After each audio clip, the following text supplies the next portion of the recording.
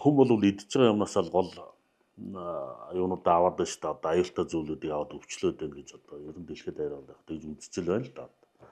Илгэний хорт авдар гэдэг юм, хотоодны хорт авдар гэдэг юм уу тийм ээ. Арьсны янз бүрийн харшлууд идж байгаатай холбоотой.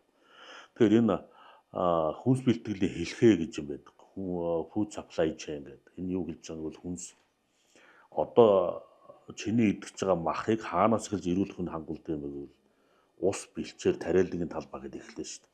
Тэгээд цаашаа тэр малчид өөртөө ямар байна? Яг тэр малж байгаа малч нь эрүүл байна уу? Бүх шат амжилттай. За тэгээд нэдлагааны газар ямар байх юм? Махны зор ямар байх юм?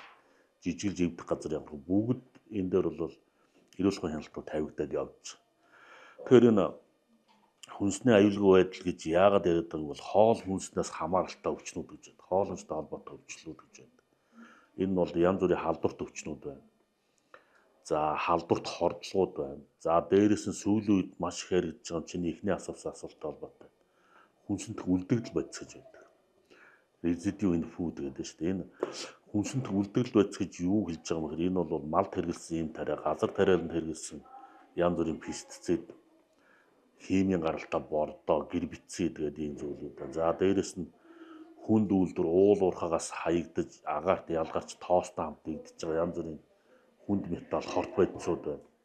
Энэ бүгд чинь хүнсэнд шингэж ороод тэр хүнстэйгээ хамт хүний ходоод гидс рүү ороод шүү дээ. Хүний бид шингээд. Тэр энүүгээр бол илүү аюултай байхгүй. Тэгэхээр энэ халдвар хүнсээр дамждаг халдварууд юу вэ? Хүнсээр дамждаг энэ хортой үлдэгдэл бодисууд юу вэ гэдэг дээр л одоо дэлхийн нийтээр анхаарлаа хандуулж энийг хянах талаар л ажиллаж байна шүү дээ, тийм ээ.